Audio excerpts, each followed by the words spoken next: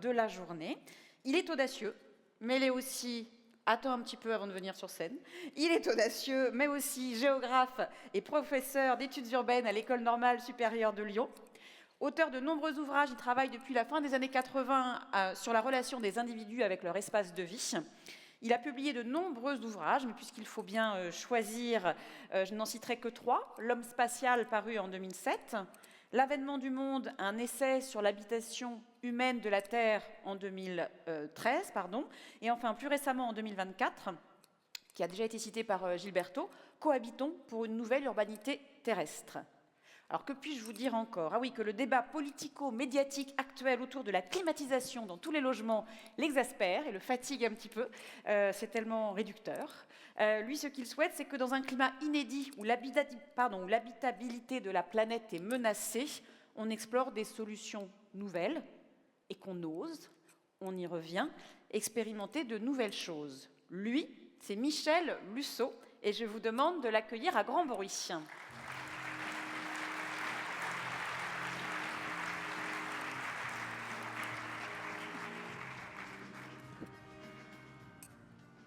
Michel, alors je te laisse la parole pour ton exposé. L'intitulé en est le suivant: Ville bienveillante, placer l'humanité et le vivant au cœur de l'urbanisme de demain.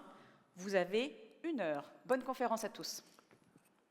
Bonjour à toutes, bonjour à tous. Merci de l'invitation. Je suis très heureux d'être là pour essayer d'abord de partager avec vous des éléments de diagnostic qui ne vont pas être particulièrement agréables de si bon matin, et puis ensuite peut-être des réflexions prospective, en tout cas avec la volonté d'ouvrir des possibles en matière de réinvention, de manière de cohabiter le monde.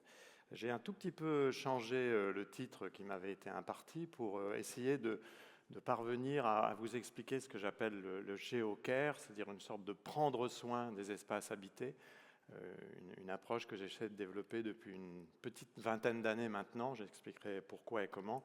Et se prendre soin me paraît de plus en plus important puisque nous avons à faire face à un monde urbain planétaire de plus en plus vulnérable, et malheureusement nous savons chaque jour un peu plus à quel point cette vulnérabilité est importante.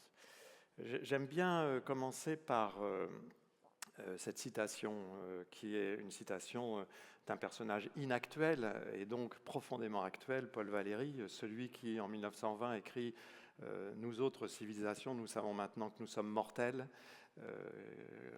Phrase très audacieuse, mais qui correspondait évidemment tout à fait à ce qu'on avait pu vivre pendant cette première guerre mondiale, lors de laquelle l'Europe avait quasiment réussi à se détruire elle-même.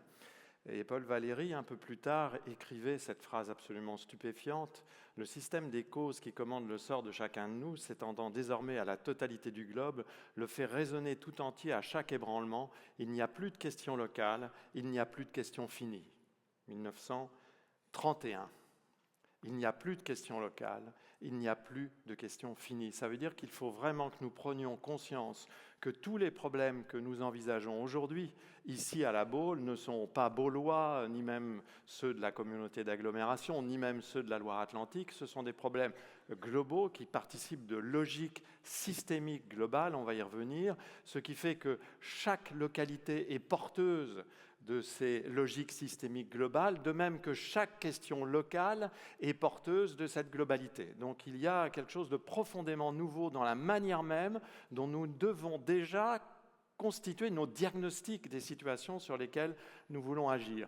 Or, nous avons été éduqués pendant des siècles et des décennies, nous avons été éduqués à travailler à l'inverse de cela, c'est-à-dire à toujours essayer de localiser les questions, de les spécifier, de les purifier, de les mettre dans une petite boîte dans laquelle nous pouvons les isoler de tout ce qui les entoure, de façon à déployer des ingénieries et des savoirs qui sont eux-mêmes, en général, strictement consacrés à un aspect simplement d'un problème. C'est comme ça que nous avons hyper spécialisé nos manières d'intervenir sur la ville, mais aussi nos manières de soigner, nos manières d'éduquer, nos manières de produire de la valeur. Et Paul Valéry nous rappelle quelque chose que Edgar Morin, récemment disparu, nous disait également à sa façon, c'est que nous ne pouvons plus penser comme ça.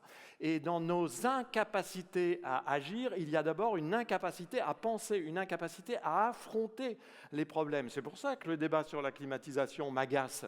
Ce n'est pas parce que je suis contre la climatisation, mais tout simplement parce que je trouve que c'est une manière débile au sens étymologique du terme, c'est-à-dire chétive, fragile, condamnée à échouer. C'est une manière inepte de penser la globalité et des problèmes. Donc déjà, première chose, sommes-nous capables de penser véritablement le systématisme des phénomènes que nous avons à affronter?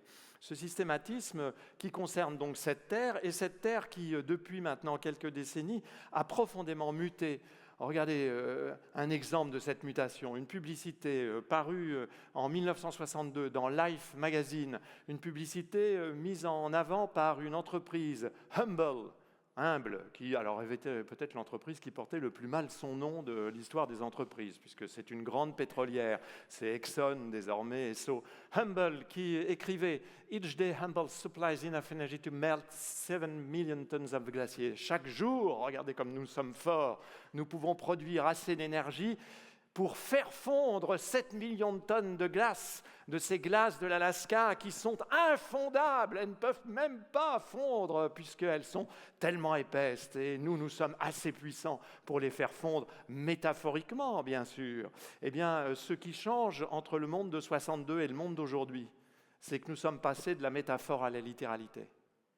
Et même au-delà. C'est-à-dire, nous savons aujourd'hui que nos extractions de dérivés du carbone, ces extractions que nous aimantons, rappelez-vous un des slogans de la campagne électorale de Donald Trump, la récente « Drill, baby, drill », fort, chéri, fort, dont la connotation sexuelle est évidente, mais il y a un lien très clair entre cet extractivisme et un certain type de virilisme masculin.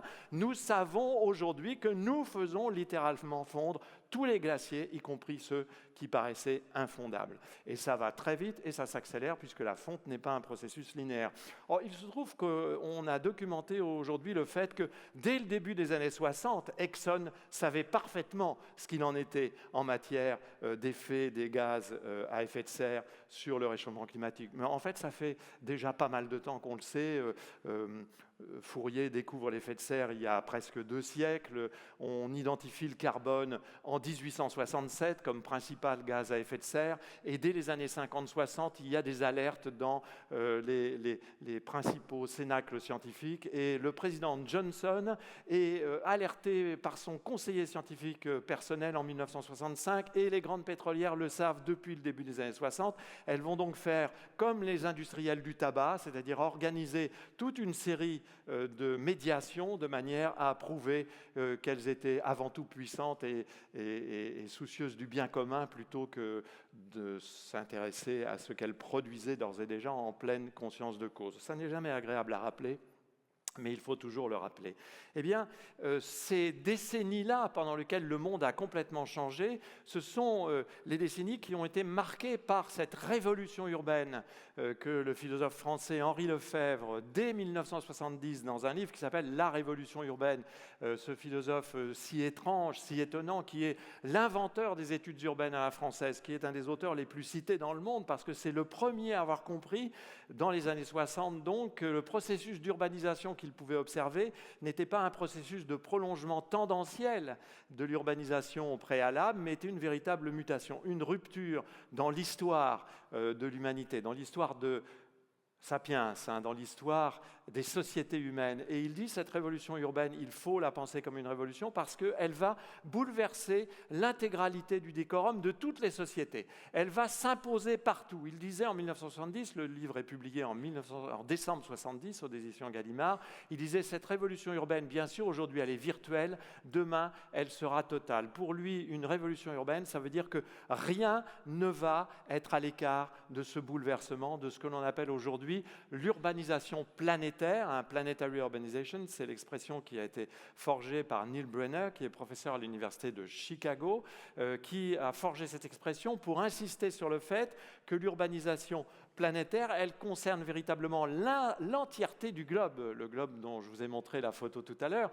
C'est un processus global au sens littéral du mot global, un englobement. Qu'est-ce que c'est qu'un processus englobant ?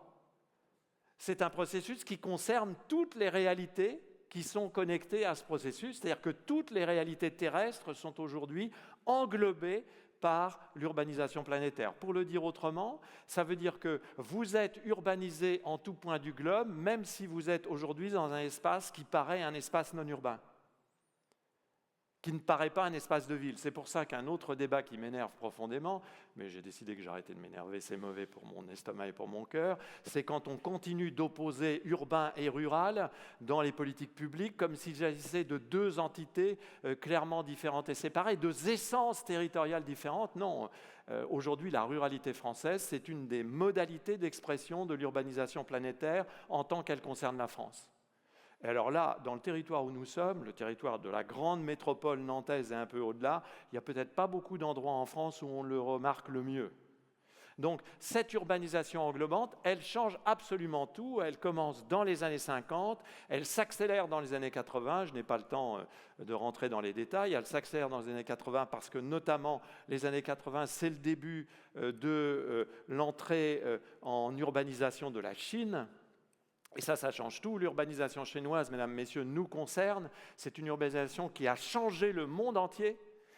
Un pays de plus d'1,2 milliard d'habitants qui, en une génération, va passer d'un pays massivement campagnard et paysan à un pays massivement urbain qui installe les plus grandes mégapoles contemporaines, les plus grands espaces productifs contemporains, les plus grands ports logistiques contemporains qui se développent à vitesse effrénée à partir de ces pôles urbains, qui développent une technologie qui devient, on s'en aperçoit, supérieure aux technologies qui au départ sont venues aider au développement de ce pays. Ça n'est pas simplement quelque chose qui concerne la Chine, c'est quelque chose qui nous concerne tous. Le monde s'est globalisé différemment depuis que la Chine s'est urbanisée, et il s'est urbanisé donc différemment.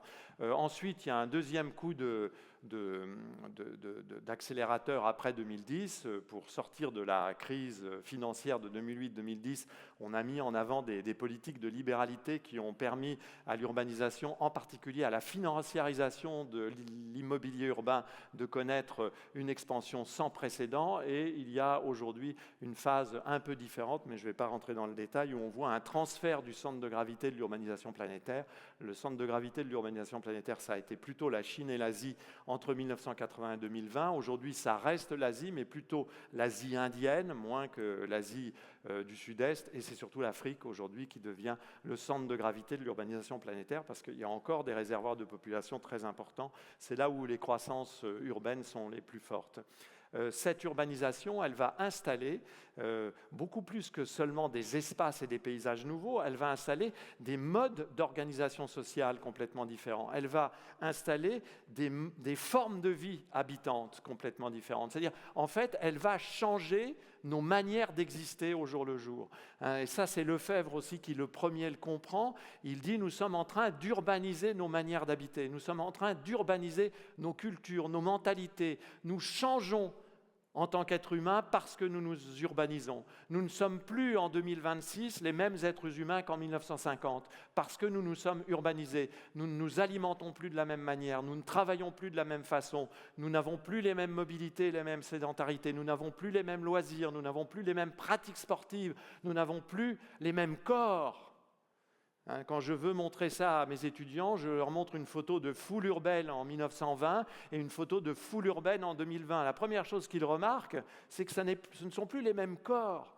Nous n'avons plus les mêmes corporéités parce que nous sommes urbanisés. Nous n'avons plus la même façon d'envisager nos relations au corps, les mêmes façons d'envisager nos relations aux autres. Nous n'avons plus la même façon d'envisager aujourd'hui nos relations aux non-humains. Nous ne sommes plus les mêmes humains. C'est cela qu'il faut comprendre. Mais si nous avons changé, ça veut dire que nous pouvons continuer de changer. Ça, c'est le teasing de la partie optimiste de tout à l'heure. Nous ne sommes plus les mêmes humains. L'économie n'est plus la même. Je n'ai pas besoin de rentrer dans les détails, ça paraît de plus en plus évident. On a mis du temps à s'en rendre compte, l'économie n'est plus la même, et ce n'est pas simplement parce qu'il y a eu des délocalisations d'espaces productifs, c'est que la manière même de produire n'est plus la même, c'est que la façon même de travailler n'est plus la même, c'est que la conception même de la valeur n'est plus la même. Ce qui explique aujourd'hui les éléments de capitalisation complètement insensés en bourse d'un certain nombre d'entreprises. Ça ne choque personne que Elon Musk ait une capitalisation boursière qui est supérieure au PIB de la 4e puissance mondiale. Mais c'est complètement insensé, en fait. Ça n'a à proprement parler aucun sens. Donc tout ça a complètement changé. Au-delà de ce qu'on peut penser, les structures sociales et culturelles, les temporalités, la manière dont nous gérons les temps. Et d'ailleurs, la crise climatique et la crise environnementale est très saisissante de ça, parce que nous commençons à comprendre que notre présent est connecté à des temps qui sont des temps géologiques et pas simplement des temps historiques. Donc ça change aussi nos rapports au temps, et la manière de pratiquer les espaces est évidemment aussi complètement différente. Le système urbain, il est très étrange. Alors là, je vais vous la faire en 2 minutes, alors que je pourrais rester 3 jours. Mais non. Donc, quelques éléments de caractérisation de ce système urbain qui est si déconcertant. Le système urbain englobant, bon là je développe des choses que je présente dans un livre qui s'appelle Hyperlieux, les nouvelles géographies de la mondialisation. J'avais fait aussi une série documentaire pour France 5 en 6 films sur ces questions-là, qui ne sont malheureusement plus accessibles sur France 5. Le système urbain englobant, comme je l'ai dit, il est hyperspatial. C'est-à-dire en fait que tous les espaces sont connectés à un nombre indéfini d'autres espaces. Ça renvoie un peu à ce que je disais tout à l'heure à partir de Paul Valéry. C'est-à-dire que nous devons penser en connexion et en relation autant aujourd'hui qu'en localisation. Or, l'urbanisme et l'architecture pensent d'abord en localisation, en surface, en parcelle, parce que nous avons une vision foncière d'urbanisme et de l'architecture. Non, il faudra avoir une vision relationnelle qui tienne compte de cette hyperspatialité. Cette hyperspatialité, elle est valable pour les espaces, pour les temps, pour les individus, pour les entreprises, pour tout. Et cette hyperspatialité, nous pouvons la modéliser à travers ce qu'on appelle aujourd'hui les études de métabolisme urbain. C'est-à-dire quand, par exemple, quelques-uns de mes collègues, je développe cet exemple dans le livre Cohabitons dont on a mentionné le titre tout à l'heure, quand nous utilisons un smartphone, on peut cartographier le métabolisme du lithium que nous mettons en action lorsque nous utilisons un smartphone avec du lithium dans sa batterie. Nous nous connectons à un système planétarisé d'hyperliens qui sont ceux de l'exploitation, du traitement et du recyclage du lithium. C'est une réalité dont nous devons prendre conscience et dont nous ne prenons absolument pas conscience. Le moindre de nos actes nous met en hyperspatialité avec les chaînes longues des relations que nous activons pour à peu près tous les compartiments de nos vies. Autre domaine dans lequel c'est complètement flagrant, c'est le domaine alimentaire. Si vous commencez à regarder votre assiette en pensant hyperspatialité, d'abord vous allez faire un régime, donc vous allez maigrir, parce que vous allez complètement être attentif justement au type de lien que vous créez selon votre régime alimentaire. Ça ne veut pas dire qu'il existe un régime alimentaire sans lien, mais ça veut dire qu'il y a un régime alimentaire où vous maîtrisez mieux les chaînes distantes que d'autres. Et tout ça, évidemment, est en général masqué par le système industriel productif et de consommation, qui a plutôt intérêt, quant à lui, à ce que jamais cette hyperspatialité n'apparaisse. Mais quand vous faites un chantier, c'est la même chose. Les liens hyperspatiaux que vous entretenez avec les espaces où vous collectez la matière, les espaces où vous envoyez les déchets, les espaces où vous connectez les flux financiers entre eux, vous avez plutôt intérêt à ne pas trop le savoir. Et d'ailleurs, quelle collectivité territoriale le sait ? Y a-t-il des baromètres de métabolisme des matières dans les projets urbains ? Y a-t-il des indicateurs de Jamais. Parce que si on commençait à le faire, ça devient très inconfortable. Alors il y a des pays où on le fait, l'Autriche, la Norvège. Il y a des espaces norvégiens où l'on interdit une construction s'il y a une relation à plus de 200 km. Bon, alors les Norvégiens, ils ne sont pas complètement vertueux parce qu'ils peuvent faire ça sur l'économie du pétrole. Donc évidemment, ça fait qu'ils ne sont pas complètement à citer en exemple, mais néanmoins, là-dessus, ils ont essayé d'objectiver le métabolisme de l'action immobilière. Ce système urbain englobant, il est également hyperscalaire, je l'ai un peu évoqué tout à l'heure, c'est-à-dire en fait, tous les ordres de grandeur des phénomènes sont connectés. Plus rien n'est strictement d'un ordre de grandeur. Donc moi, dès que je rencontre un élu, en général, au bout de 3 minutes, l'élu me parle de sa localité. 3 minutes, c'est généreux. En général, c'est au bout de 30 secondes. Parce que souvent, les élus, ils commencent par dire, mais je les comprends. Alors moi, ici, dans ma commune, donc je leur dis, non, jamais ma commune. Ça n'existe pas, ma commune, aujourd'hui. C'est moi, dans le système de liens hyperspatiaux et hyperscalaires que ce lieu que j'observe me permet d'objectiver, voilà ce qui pourrait peut-être être fait. Bon, c'est évidemment une manière de penser qui est différente, mais qui est, à mon sens, plus intéressante. Donc tout est toujours synchroniquement, c'est ça qui est important. Synchroniquement, c'est dans l'insynchronie infralocale, locale, territoriale, globale. Vous voulez un exemple? Pas abstrait du tout. La vague de chaleur que nous venons de traverser. C'est hyper local, ça a concerné chaque corps, et on l'a bien senti. Hein. Mais c'est en même temps synchroniquement local, territorial et global. Ça a concerné ma région, ma ville, ma région, la France, l'Europe, le global, puisque c'est porté par le réchauffement climatique planétaire d'origine anthropique. Bon voilà, on n'en sort pas. Alors dites donc, s'il y a quelque chose dont on sait que c'est vrai, pourquoi on n'en tient pas compte quand on agit? Mystère. L'urbanisation planétaire, elle a d'autres caractéristiques qui sont assez déconcertantes. Là aussi, je vous la fais courte. Elle est à la fois agrégative, elle concentre. On est fiers de cette concentration. Ça a été à la base des politiques de métropolisation. Hein. On voulait concentrer toujours plus, mais elle est aussi diffusive, elle diffuse. Et la diffusion n'est pas un contre-mouvement. Concentration et diffusion, métropolisation et périurbanisation, si vous préférez, ce n'est pas un mouvement et un contre-mouvement, c'est deux mouvements qui sont des mouvements qui s'accompagnent en permanence. C'est comme ça qu'en France, on peut constater que depuis 1964, depuis en fait le recensement de 56, on le sait, dans le même mouvement, on a eu des processus d'affirmation des centralités et des processus d'affirmation des périurbanités, dans le même mouvement. Voilà. Donc il y a des relations entre les deux. L'urbanisation, elle est connective, elle est fondée sur la connexion et sur les points de connexion. Ce que j'appelle les hyperlieux, ce sont les espaces d'hyperconnectivité qui sont caractéristiques du monde urbain. Aéroports, grandes places publiques, shopping malls, grandes gares, grands équipements sportifs, resorts touristiques, parcs d'attractions, qui sont tous des équipements qui sont fondés sur quoi? Sur la connectivité. D'ailleurs, on en a eu une preuve à l'échelle 1 en 2020, pendant la pandémie. Qu'est-ce qui a disjoncté en 2020? C'est la déconnexion qui s'est imposée en raison de la nécessité de contrôler le virus. On s'est aperçu de quoi? On s'est aperçu qu'en quelques semaines, si l'on déconnecte, tout s'effondre. Plus rien ne tient. Et on peut même avoir des angoisses sur l'approvisionnement en papier toilette. Plus rien ne tient. Et il faut quelques semaines pour que ça soit global, puisque le monde est tellement systémique aujourd'hui que ça va très vite. D'ailleurs, ce n'est pas un hasard, les activistes les plus radicalement anticapitalistes du moment où nous parlons sont tous des activistes de la déconnexion, physique et numérique. Parce que le système urbain, il est connectif, hein, il ne fonctionne qu'à la connexion. Le système urbain, il est extractif, on y reviendra, il faut, pour qu'il fonctionne simplement jour après jour, une quantité colossale de ressources qu'on n'imagine même plus. D'ailleurs, il vaut mieux pas qu'on l'imagine.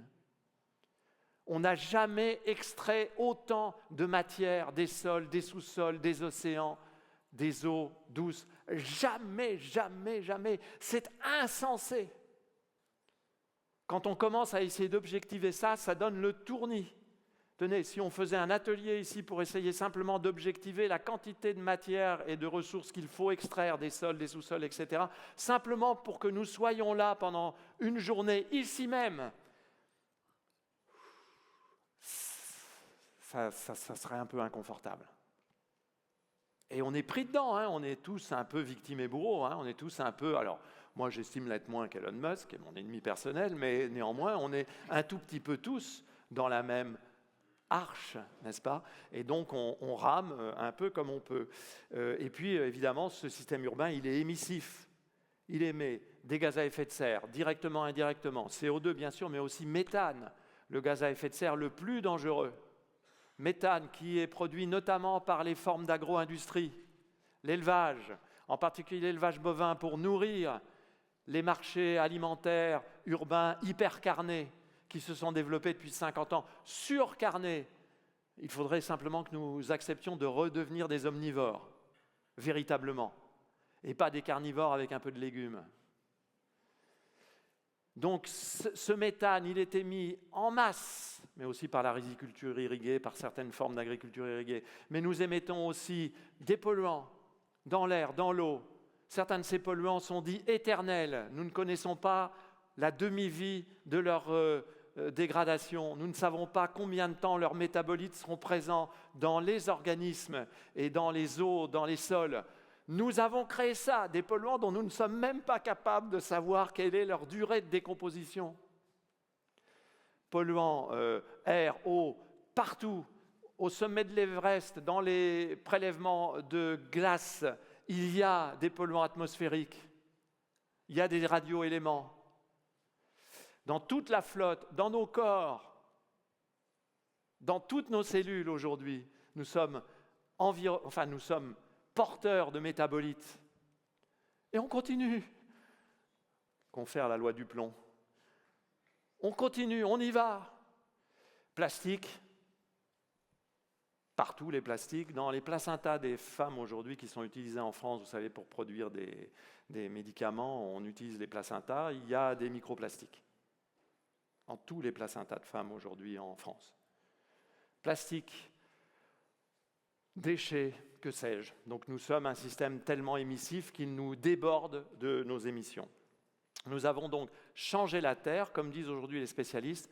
Nous avons une terraformation urbaine, formation d'une terre nouvelle qui est tout à fait spectaculaire. Une nouvelle terre urbanisée s'est imposée, donc c'est ce que j'appelle la terraformation urbaine, et un nouvel habitant, Homo urbanus, s'est imposé. Homo urbanus, c'est le titre d'un livre de Thierry Pacaud en 1997.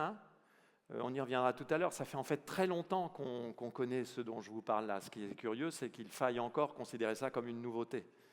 Et donc, cette terre qui est nouvelle, qui est porteur d'une humanité qui est différente, c'est à partir de là qu'il faut commencer à poser nos diagnostics. Pas à partir des modèles intellectuels et des idéologies géographiques et territoriales qui sont celles des années 1950.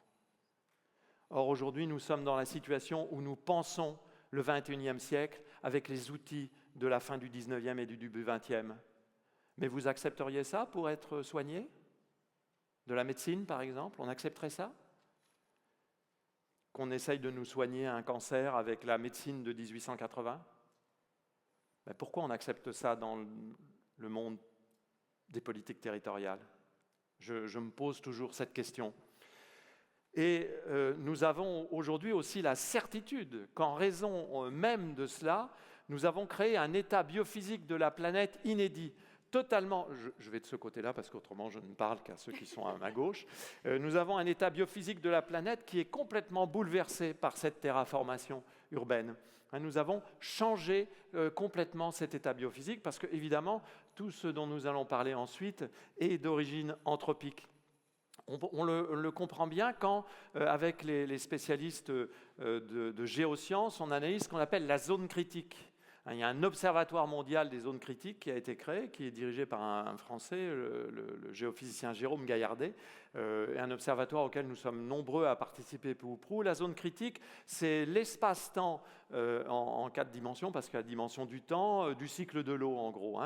C'est l'espace à la fois latéral, en profondeur et horizontal, en largeur, en longueur et en profondeur, plus le temps, qui est concerné par le cycle de l'eau. Donc c'est un espace épais, ce n'est pas simplement une surface, concerné par le cycle de l'eau, donc de la basse atmosphère ou de la haute atmosphère pour nous, si vous voulez, là où les avions circulent, jusque globalement aux premières couches du sous-sol. Bien sûr, au-delà, vous avez encore des choses, et en deçà, vous avez des choses, mais disons que là, c'est 98% de quoi ? Mais c'est 98% du déploiement des écosystèmes, du déploiement des hydrosystèmes, du déploiement de l'aérosystème, de l'atmosphère. C'est 90% aussi, ou 98% du déploiement du sociosystème. C'est là où nous habitons, en fait. Cet espace-temps à 4 dimensions, c'est là où nous habitons. Vous êtes tous et toutes actrices et acteurs de la fabrique de l'urbain. Ça, c'est votre domaine. OK ? Eh bien, il n'y a pas besoin de réfléchir longtemps pour s'apercevoir à quel point, en quelques décennies, tout ça a été complètement bouleversé. On a tout changé, allez, si vous voulez, depuis 150 ans, mais en particulier depuis 1950. On a absolument tout changé dans tous les domaines. L'eau, les sols, les écosystèmes, le fonctionnement de l'atmosphère, tout a été bouleversé par notre urbanisation et par l'impact direct, là où l'urbanisation se développe, et indirect, là où l'urbanisation se connecte, de nos manières de vivre. Les zones critiques sont dans un état qu'on ne peut pas imaginer, et c'est là où se nouent tous les grands défis de la réorientation écologique de nos manières d'habiter. L'adaptation, il le faut, mais c'est déjà trop peu. Ne rien faire, c'est trop peu. Adapter, c'est nécessaire, mais c'est trop peu. En fait, ce qu'il vaudrait, c'est complètement réorienter nos manières de faire. Et là, on n'en est pas du tout à ce niveau-là, puisqu'on peine déjà à faire accepter les nécessités et les coûts de la réadaptation. Donc, si on peine déjà à convaincre un Premier ministre qu'il ne faut pas faire des coupes claires dans le fond vert, ça veut dire qu'on n'est pas tout à fait à la réorientation. Donc c'est là où tout va se jouer, et je n'ai pas le temps de le dire, mais en particulier ce qui est très préoccupant, c'est les bouleversements du cycle de l'eau. Et là, ça va aller encore plus vite à mesure que, par exemple, les glaciers fondent à vitesse accélérée. J'étais dimanche face au massif du Mont Blanc, il faisait 33 degrés à 2000 mètres. L'isotherme zéro a oscillé entre 4005 et 4009. Donc ça veut dire que le sommet du Mont Blanc était en dégel. Tous les glaciers de la vallée de Chamonix sont à vif. Il n'y a plus de couverture neigeuse. Il y a eu une tombée de neige très importante en mai. Il n'y a plus rien. Les glaciers auront disparu à moins de 4000 mètres dans 15 ans. Or, ces glaciers, ils alimentent les hydrosystèmes. Moi, j'habite le long du Rhône. Le glacier du Rhône aura disparu dans 15 ans. Le glacier du Rhône, tous les glaciers des Alpes, c'est l'alimentation des bassins d'irrigation du sud-est, du Languedoc en particulier, via les eaux de la Durance. On fera quoi quand il n'y aura plus d'eau de fonte ?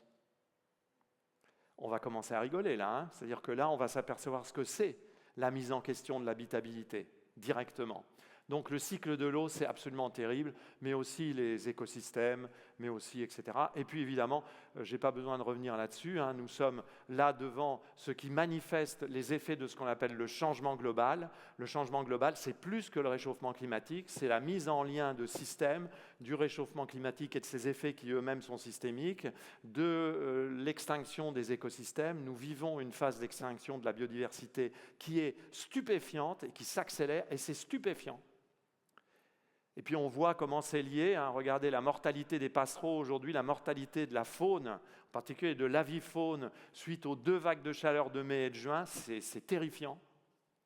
Donc climat, écosystème, hydrosystème, épuisement des ressources, et mieux que ça, maintenant on s'aperçoit que des effets systémiques commencent à se faire jour, c'est-à-dire le changement des circulations atmosphériques de moyenne et de haute altitude, et le changement des circulations océaniques. C'est ça l'idée que l'homme est une force géologique. Hein, nous avons une capacité d'action en raison de l'impact de nos activités humaines. Nous avons une capacité d'action qui est d'ampleur comparable aux grands cycles géologiques les plus importants que la science peut documenter, c'est-à-dire notamment ceux qui ont eu lieu il y a 250 millions d'années et il y a 60 millions d'années, où on a réchauffé le climat d'à peu près 5 à 7 degrés avec de la production non anthropique, à un rythme de 0,1 degré par siècle.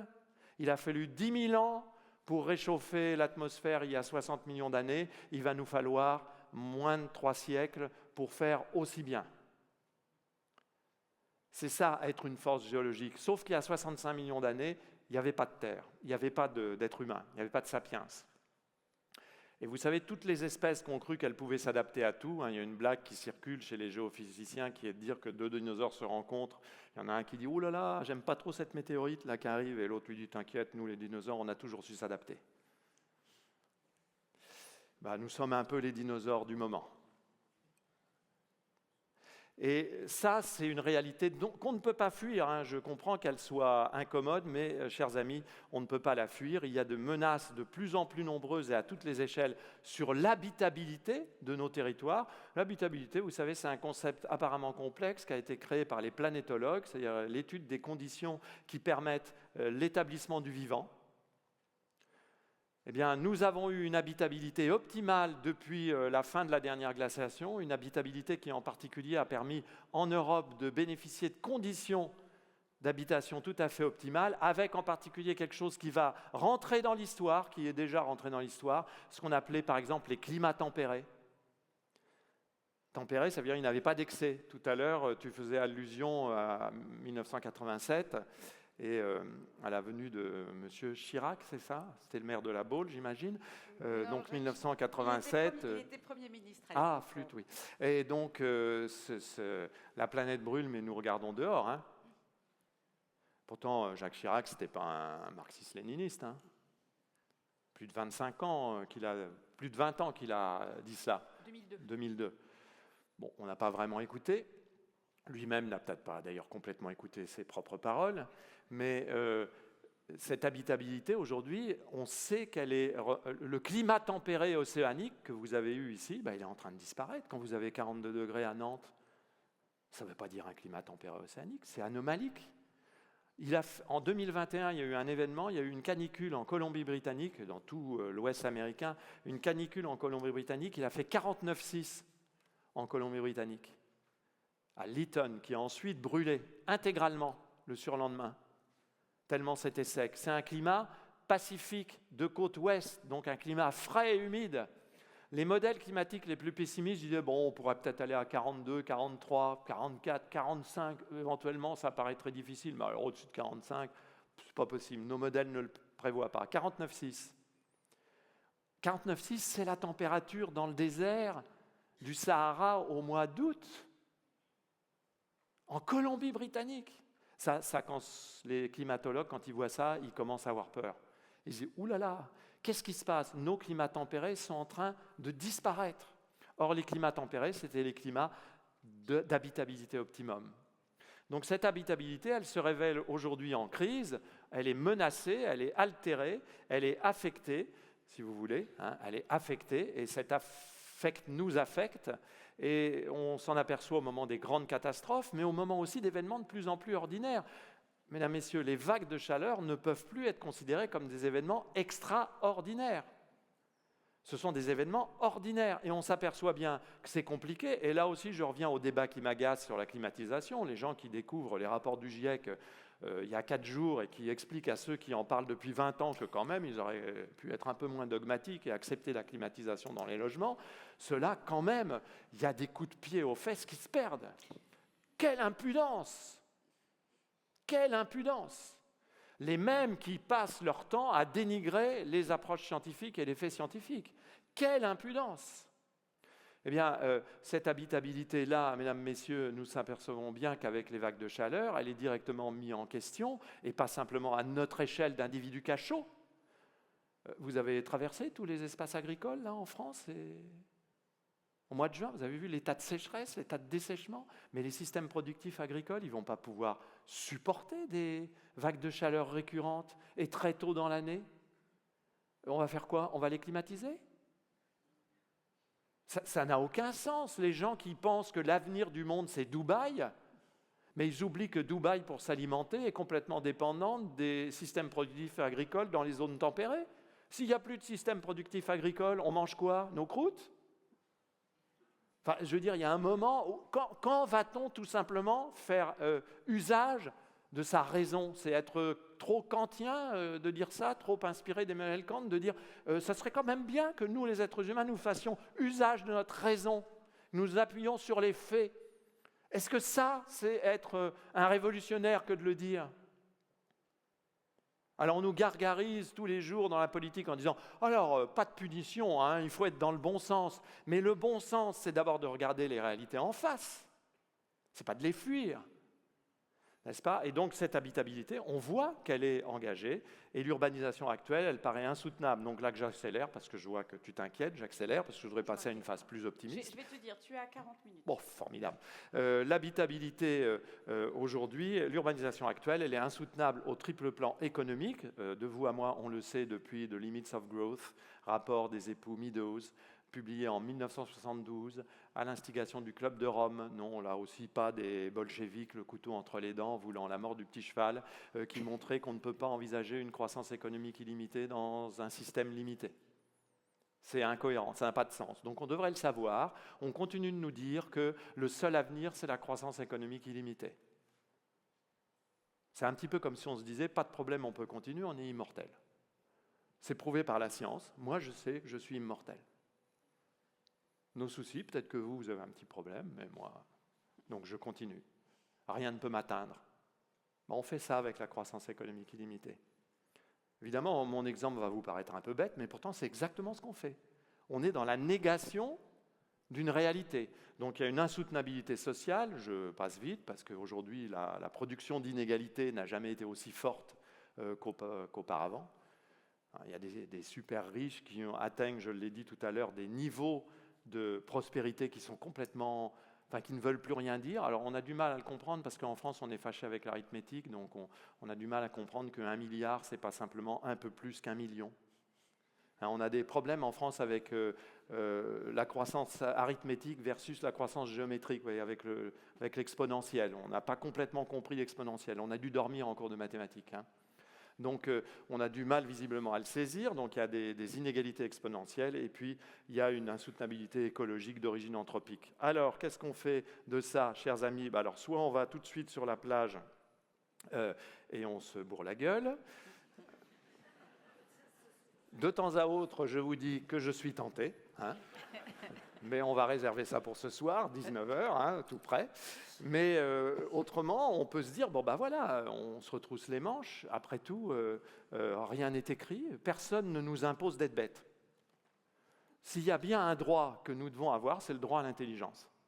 Alors tout le monde nous dit, il faut être créatif, il faut être disruptif, Coco, il faut penser hors des cadres, il faut savoir bouger les lignes.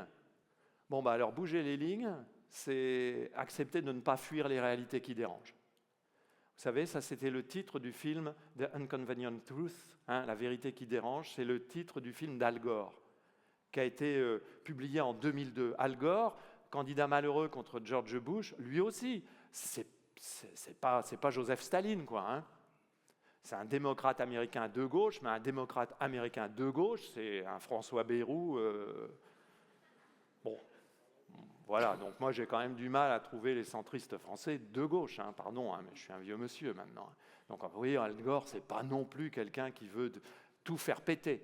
Mais voilà, cette vérité, elle dérange. Donc être disruptif, mesdames, messieurs, c'est pas de continuer de gober les vieilles lunes des discours dominants. Être disruptif, c'est de dire, il faut vraiment sortir du cadre. Ok, on va sortir du cadre.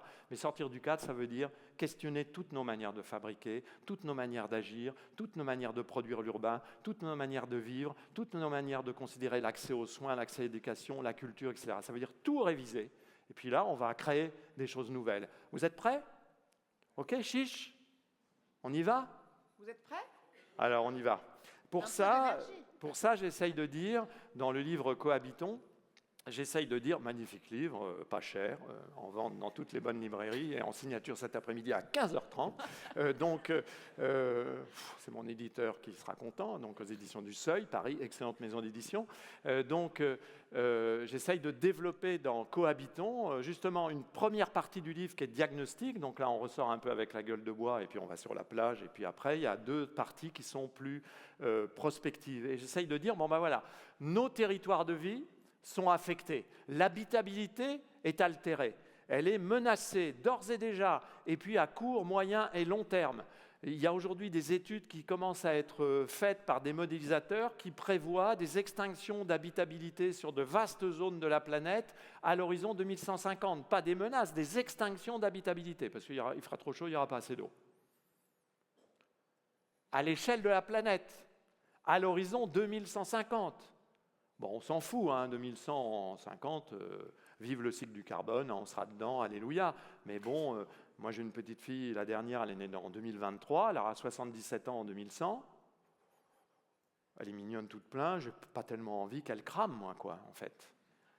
On peut peut-être commencer aussi à être disruptif, c'est-à-dire pas penser pour nous ici et maintenant, mais comme disait Hans Jonas, en développant un principe responsabilité qui nous permette de penser l'intérêt des générations non encore nées. On peut peut-être commencer déjà à intégrer ça, non ? Eh bien, qu'est-ce qu'on peut faire ? Eh bien, je propose, moi, de transposer à la question qui nous occupe une philosophie qui m'a complètement bouleversé. C'est un des grands moments de ma vie intellectuelle et scientifique. Je découvre à la fin des années 2000 la philosophie du care. Donc, je ne veux pas traduire par soin, parce qu'en français, quand on parle du soin, on parle de la thérapeutique. Or, c'est une philosophie qui, même si elle vient de ce monde-là, est beaucoup plus large. J'ai la chance de pouvoir inviter à Lyon et de discuter avec la grande théoricienne de la philosophie du care, qui est professeure de philosophie politique à l'université du Wisconsin, qui s'appelle John Tronto, qui a écrit en particulier ce livre « Moral Boundaries, un monde vulnérable pour une politique du care », qui est un livre absolument magique. Et en fait, c'est une philosophe qui entend développer un système général qui vise à bouleverser les modalités d'établissement des relations sociales entre les individus dans une société, donc à changer aussi la manière de faire de la politique, à partir d'une redéfinition de la conception de l'être humain et de la conception des relations que les êtres humains peuvent élaborer, mettre en place avec d'autres. Et elle a cette définition du care qui est absolument stupéfiante, à tel point elle colle avec nos sujets, les sujets de l'habitat et de l'habitabilité. Une activité générique, ce n'est pas une activité spécialisée, ce n'est pas une activité thérapeutique, c'est du générique, qui comprend tout ce que nous faisons pour maintenir, perpétuer et réparer notre monde. Maintenir, perpétuer, réparer, voilà nos mots clés pour l'aménagement et l'urbanisme. Maintenir, perpétuer, réparer. Si le monde est affecté, si nos territoires de vie sont altérés, fragilisés, le care, c'est maintenir, perpétuer, réparer. Pas forcément développer. Maintenir, perpétuer, réparer. Pour que ça tienne. Pour que ça redevienne soutenable. Parce que ce qui est insoutenable, c'est ce qui s'effondre, ce qui ne peut plus être soutenu par des étés, qui ne peut plus être maintenu, réparé, perpétué. Nous avons plein d'espaces qui aujourd'hui ne sont pas maintenables, perpétuables et même réparables. Nous le savons, vous le savez encore mieux que moi, autrement on ne détruirait pas autant. Et ces espaces non maintenables ont été mis en place en masse depuis 50 ans. C'est même le type d'espace qu'on a privilégié depuis 50 ans. On est encore capable aujourd'hui de produire du logement dont on sait qu'il est insoutenable thermiquement. On est encore capable de le faire. On sait que ces espaces ne sont pas maintenables. On continue de le faire. Soyons disruptifs. Donc comment faire autrement ? De sorte que nous puissions y vivre aussi bien que possible. Voilà la philosophie du care. La bonne vie, autant que possible. Tout être humain, et d'ailleurs tout non-humain, peut aspirer à la bonne vie. Au nom de quoi on priverait des individus sur cette terre de la possibilité d'avoir une bonne vie. Au nom de quoi ? Quelle éthique ? En France en particulier, où il paraît qu'on a fait la révolution il y a quelque temps pour justement dire que tout le monde était libre et égaux en droit, eh bien on a le droit tous et toutes à une bonne vie. On n'a pas le droit à rester sur un trottoir pendant des mois ou des années et scolariser ses enfants en habitant sur un trottoir. Ce n'est pas un droit. Ce n'est pas une bonne vie. On ne devrait pas le souffrir. On ne devrait pas souffrir qu'il y ait des hôpitaux où il fait 40 degrés dans les salles. On ne devrait pas souffrir qu'il y ait des écoles qui soient des bouilloires thermiques, que des logements soient insoutenables pour, en général, les gens qui en plus travaillent dans les hôpitaux à 40 degrés. Voilà. La bonne vie, elle est pour tous et pour toutes ou elle est pour personne. Ce monde comprend nos corps, nous-mêmes et notre environnement, tous les éléments que nous cherchons à relier en un réseau complexe en soutien à la vie. Là, je n'ai pas le temps d'entrer dans les détails, ça c'est dans le livre, j'essaye de montrer comment c'est tout à fait fondamental parce que le care est une philosophie de la relation. C'est une philosophie relationnelle. C'est une philosophie qui s'appuie sur l'idée que pour avoir une bonne vie, il faut être capable de réguler nos interdépendances. Et puis j'essaye de transposer cette définition à la question de l'habitat. mais là je vais accélérer puisqu'il me reste 8 minutes, j'essaye de montrer qu'elle est tout à fait pertinente, cette définition, pour penser notre travail sur les espaces de vie en commun et sur la fabrique urbaine. Une fabrique qui est caractérisée aujourd'hui par le fait que c'est une fabrique de maintien beaucoup plus qu'une fabrique de développement. Ça devrait être une fabrique de maintien direct et de maintien indirect, c'est-à-dire aussi qu'est-ce que par une opération urbaine, je suis capable de maintenir en connectant cette opération urbaine avec ce qui n'est pas elle. Est-ce que quand je fais tel type d'aménagement dont tu parlais tout à l'heure, Gilberto, est-ce que ça permet par exemple de réguler des écosystèmes qui vont rentrer en connexion ou pas avec cette opération, donc comment nous essayons, nous, humains, de maintenir, perpétuer, réparer nos espaces et de le faire en tenant compte de cette philosophie du care et en tenant compte aussi du fait que nous sauverons notre habitabilité si et seulement si nous sommes capables de travailler en coopération entre humains et avec les non-humains.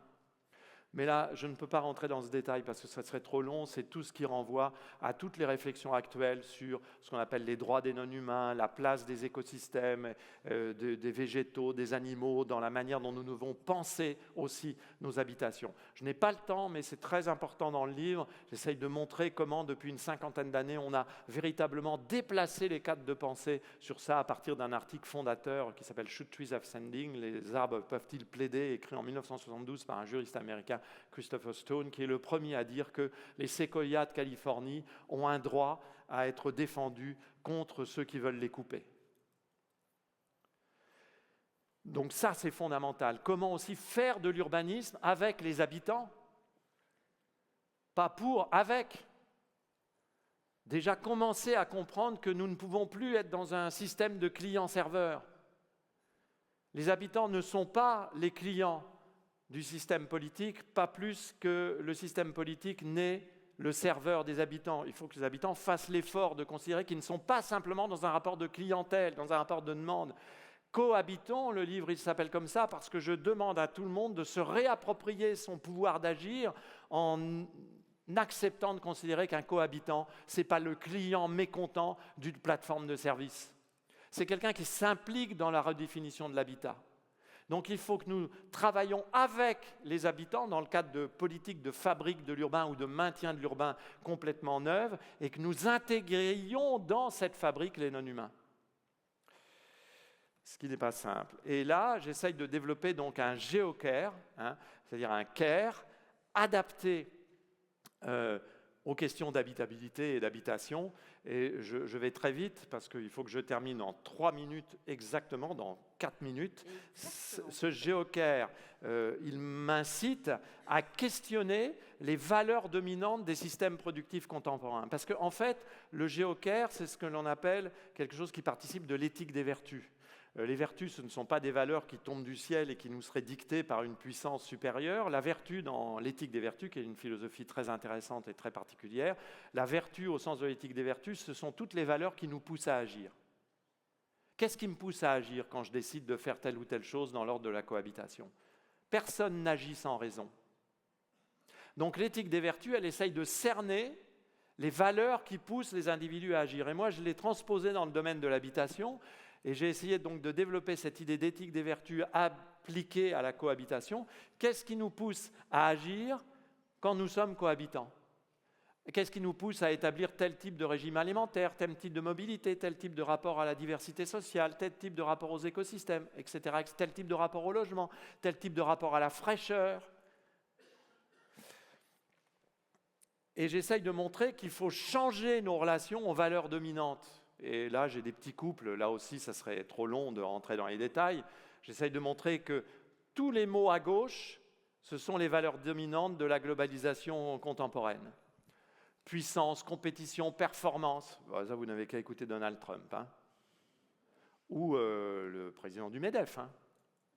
Soyons généreux. Puissance, compétition, performance, autonomie.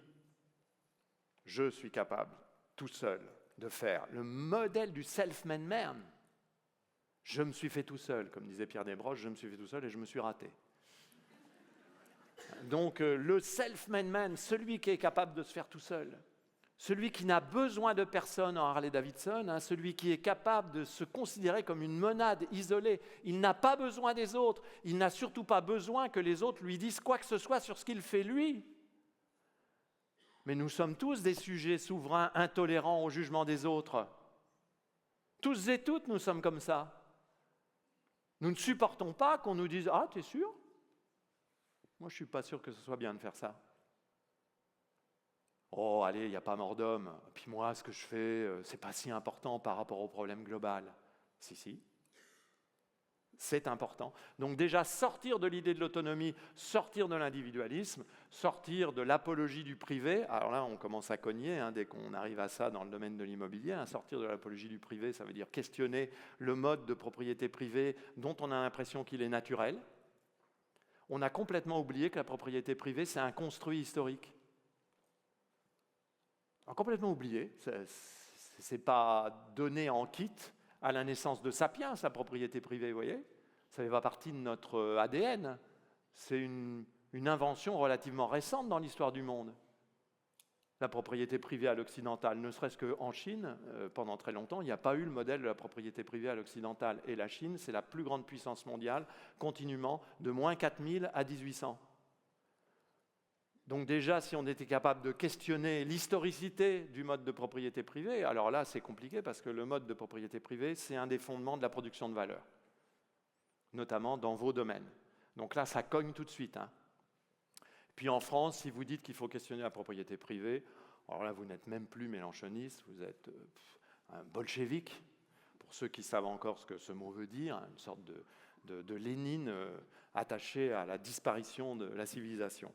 Et puis les non-humains sont des objets, hein, c'est-à-dire ils sont considérés comme des choses et des objets qu'on peut utiliser comme on veut. Ça se trouve notamment dans un traité tout à fait fondamental qui est la théorie d'économie politique de Jean-Baptiste Say, qui au début du 19e est l'un des premiers à théoriser le non-humain comme une chose sans propriétaire, donc qu'on peut tout à fait valoriser comme on le souhaite et qu'on peut s'approprier au sens strict du terme.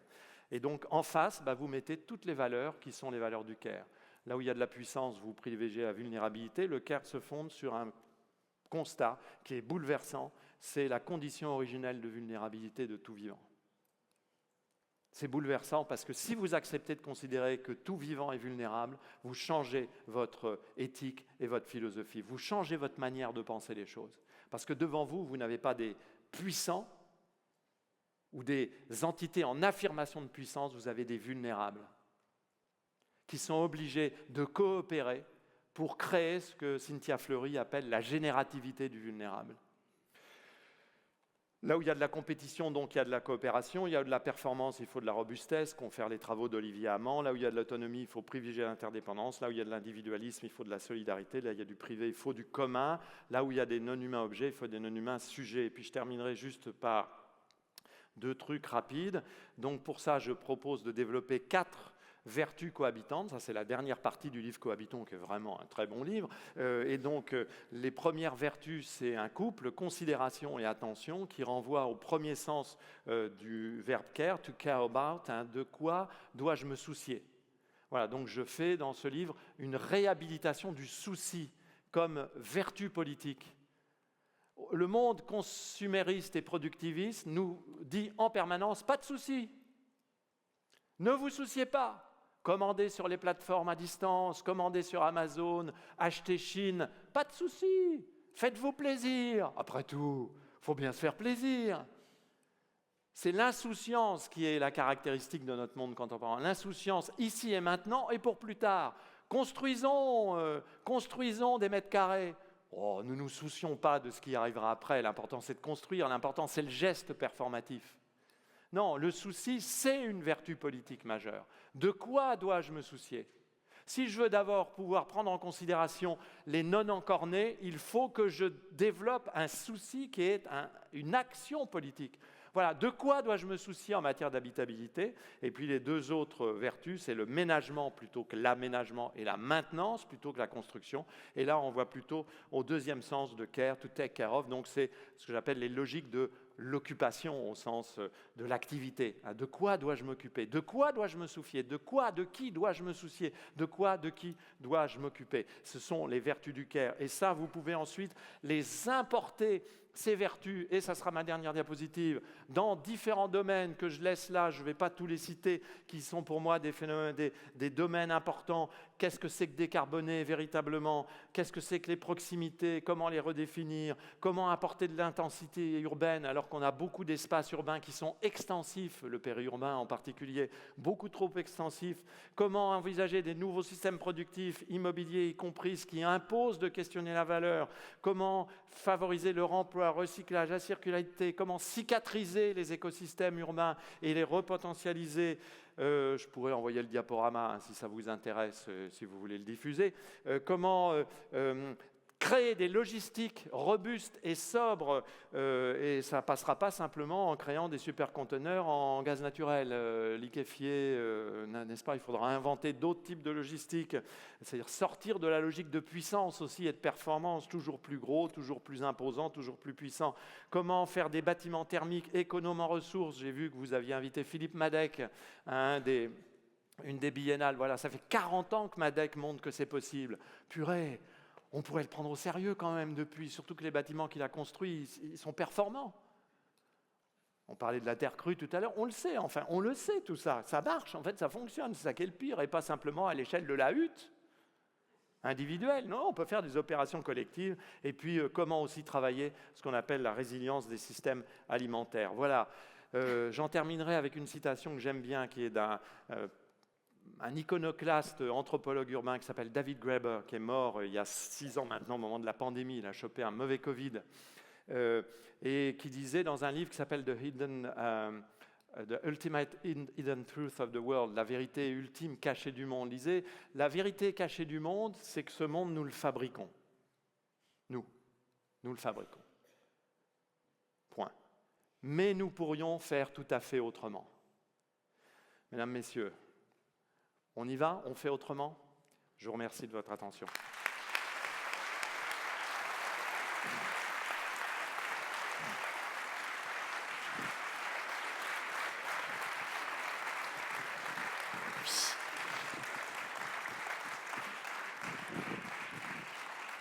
Alors, merci Michel. Je te laisse Alors, on va se dépêcher parce qu'on a un intervenant qui part dans 3 quarts d'heure. Thomas, on ne t'oublie pas.